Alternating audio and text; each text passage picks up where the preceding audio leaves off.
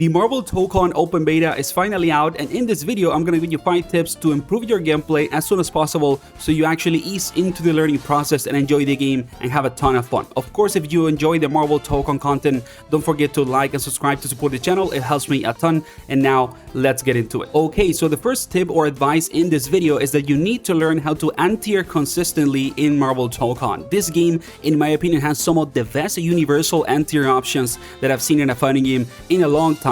And specifically your down heavy or 2H, it is an absolutely incredible anti-air. Every character can use it to anti-air when people, try to jump in on you, or they air dash on your face, try and run their offense and open you up. And the thing about this, 2H or down heavy in this game in particular, is that it is immensely strong, not only because it is a consistent anti-air that has invul against jumping attacks, but at the same time, it gives you a full combo on hit. It is incredibly strong. You can anti-air somebody and get 40-50% damage combos. It is super good. So you need to learn how to use the down heavy of your character and confirm it into at least a basic combo, because it is a big reward for a very basic and common interaction if you actually learn to anti-air consistently. The thing though, or the caveat, is that this move, 2H or down heavy, tends to be minus on block and punishable. So if your opponent, for example, blocks your down heavy, you need to be ready to cancel it into a special move, because in this game you can do down heavy into, for example, quarter circle forward and a button, and you get one of your special moves.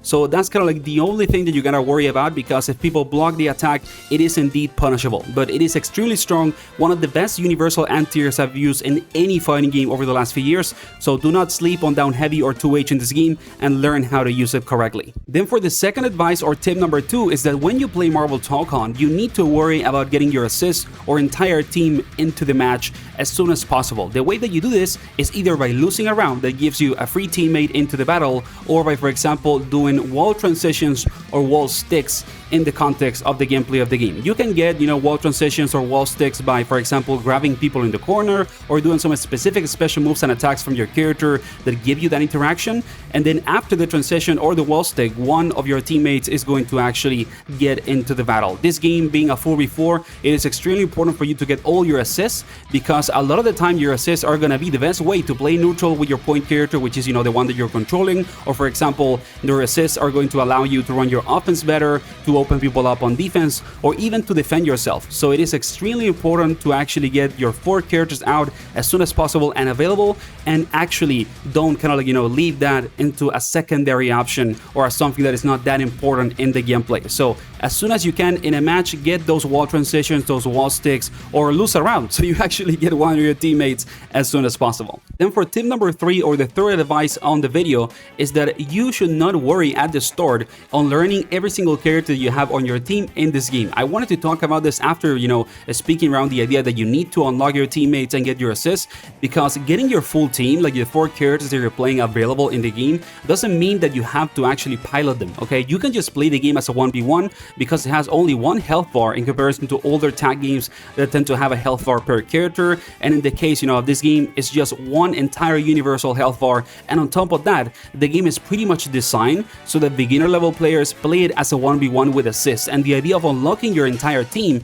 is not necessarily to, pilot every single of the 4 characters, but to have support for the character that you want to play in the context of the beginner 1v1 playstyle that you can follow if you actually are just learning the game, to just make the experience less stressful and relatively simple and easy at the start. So if you're completely new to fighting games, or at least a relatively beginner level player, I would recommend you to not play the game like a tag fighting game. Just play it as a 1v1 with 3 assists. You have your character that you like, pilot it as the first one, and then your entire teams are just there to support you and help you run the character that you like. Play it like that at the start, and it's going to be much more easy, simple, and you're going to learn on a much faster pace. Then for tip or advice number 4 is that if you're a beginner level player, or maybe you're just feeling overwhelmed with the gameplay of this game and trying to learn it, I would recommend you not only to play it as a 1v1 with assists, but also pick a character that is more beginner friendly. This game in particular has actually a lot of characters that are really good for beginners, and the 4 that I have right now on my team in the screen are actually really good if you're a more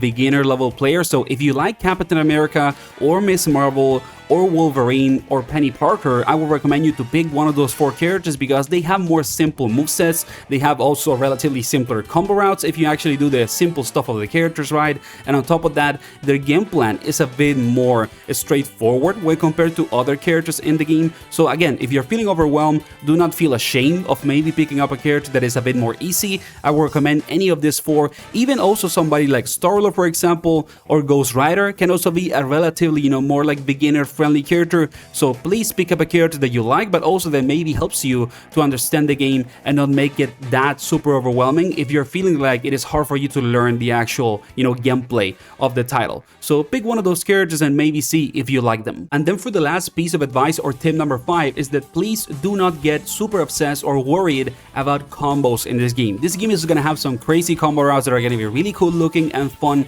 but it's not the stuff that you need to learn at the start to actually get good at the game or feel comfortable playing it. What you need to worry about at the start is to actually understand the moves of your characters that allow you to play neutral on the screen, when you're just moving crazy all over the place and pressing buttons to try and get your turn and stuff like that. That is much more important than actually understanding how to do a crazy big damage combo. Also in this game, there's arguably like a universal combo route you can do, for example, down medium into stand medium into down heavy, then jump and do like medium heavy jump, medium heavy down heavy, for example, and that gives you a combo that most characters in the game could do because the movesets are a bit more kind of like universalized when it comes to the combo routing with normals. So do not worry that much about the combos. Do the simple stuff at first. Over time, while you play the beta, try to learn more advanced things, but just worry at the start of learning the tools of the characters that you want to play that actually allow you to open up your opponent and also win in neutral, because the combos only appear when you actually win an interaction. So if you're unable to win any interaction in the gameplay,